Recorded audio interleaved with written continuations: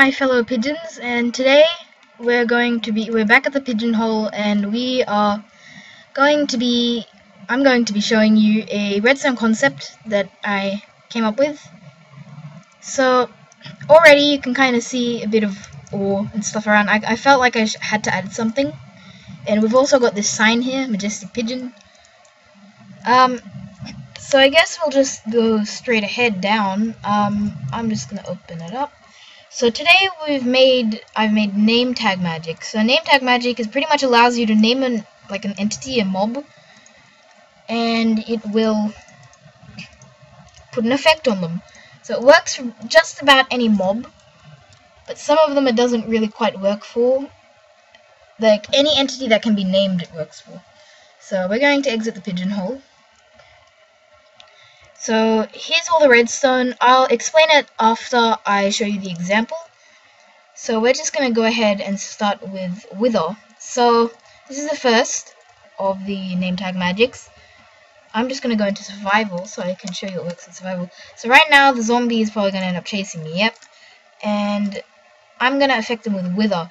Now what this will actually end up doing is, because he's getting hurt so much, he can't actually run very well. So he stops in his tracks, and which makes him kind of slow, so I can just walk backwards.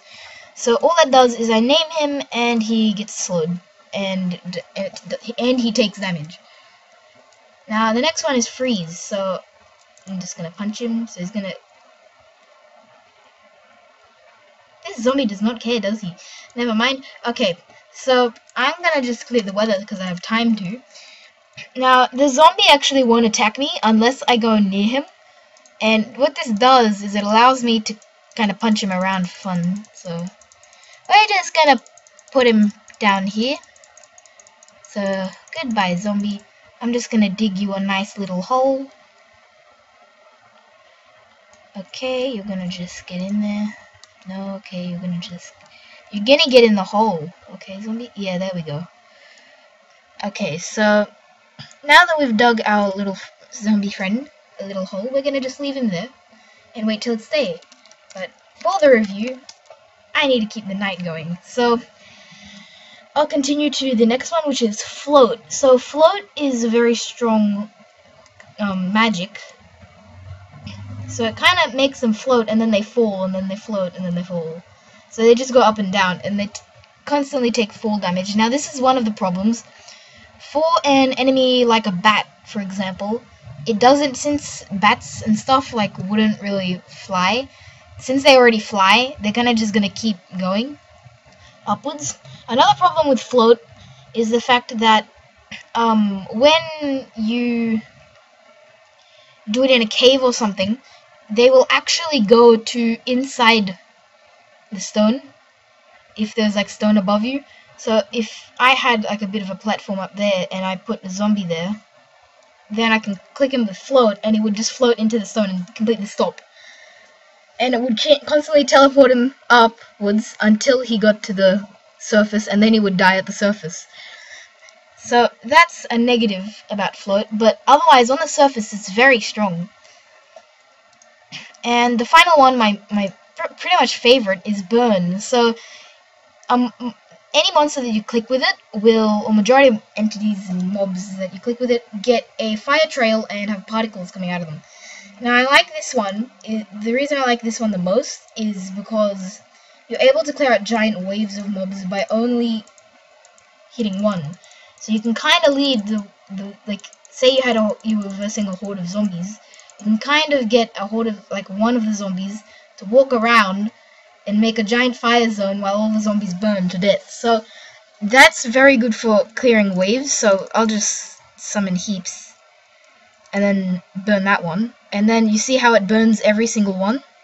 So I can kind of get him to circle around a bit here, and they will all burn pretty much.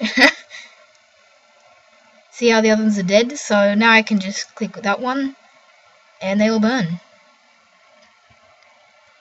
So this one's actually very useful, and you can kind of combine it with the freeze. So you freeze them in the fire. That's pretty deadly. I'm just gonna wither him, and you can also mix the fire and the wither together. There he is. Okay, he's dead. So that's about it. I'm gonna kind of change into game mode 1 before I die. For some reason, I'm really low on health. Oh, I forgot about this zombie.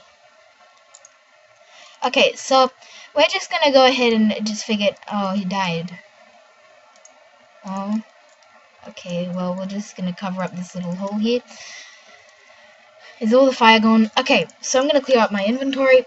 So this is all the mechanism. Each row of redstone works, like, runs each name tag. So this one is wither, this one is freeze, this one is float, this one is burn. They're quite simple. So we'll start with the setblock clock. This is very simple. You can kind of just look at it. I'll leave all the commands in the description if you want to go check them out. So that's that. There's no point in really explaining it. It's pretty simple. And then you place a redstone block in the middle and it'll get an infinite redstone block right there. Now what this does is it constantly powers this command block. So this is testing for @entity square bracket name equals wither and close off the square bracket. Now this can be any name. You can change it to be any name, but if you want to have a space, you have to do an underscore. So wither, I don't know, with a skull, I could say. So I could change that to anything and it would still have, like, and you could change all the commands so it fits that name, pretty much. So testfor @entity square bracket name equals wither with a capital there, square bracket off. So then we have some quartz right there, so you can choose any block, it doesn't really matter, other than a redstone block, because that'll just power the entire thing and cause problems. So what this is doing is it's testing for, so once it actually finds an entity with the name wither, it sets off the comparator, which leads into a redstone repeater, which leads into a comparator clock. So you just have to simply do that. Now I'll just show you how a comparator clock works. So you do that, and you have that, and then you press this, you right-click that one, and now if we power it, it'll constantly flash on and off. So that's how a comparator clock works. I'm just gonna clear up that. Okay, I gotta put all the snow back in. Alright, so you put 2 extra redstone there and 1 redstone going out, which is powering both of these command blocks here. Now, in this build, I feel that the particles, they are optional, but in this build I feel like they're really necessary, because you're able to see if a mob has like an effect easier. So that helps, I suppose. So it's simple particles. You can go to my other video and check out the particle video to check it out. It's pretty much putting a particle trail on an entity. You can go to my particle video, which was recently uploaded, and you can, yeah, check out how to do all that. So it's just the command block under it. And then up here, it's /effect @entity square bracket name equals wither. So the same capital everything. And it's actually affecting that entity with wither for 1 second with a power of 1. So it's constantly affecting that same entity every second with 1.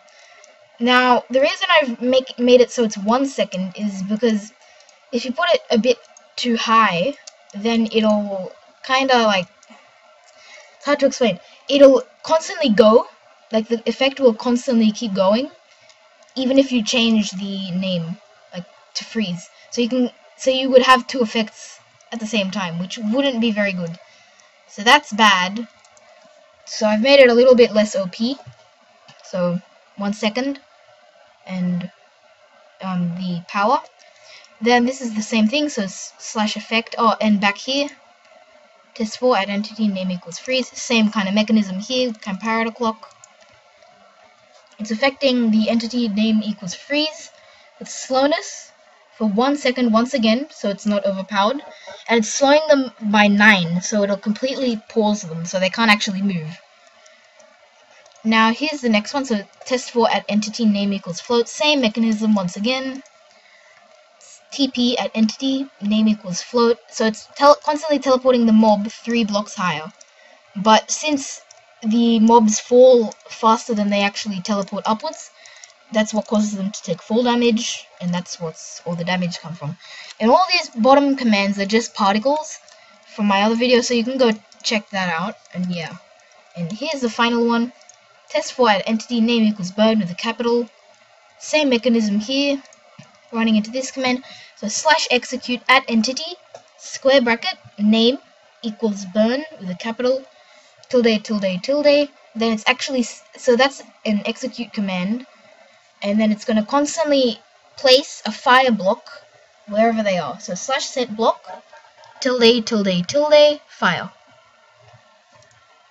So that's about it for the entire thing. I mean, it's a very simple concept. There are faults with the float one, but it is still very fun to use and play around with.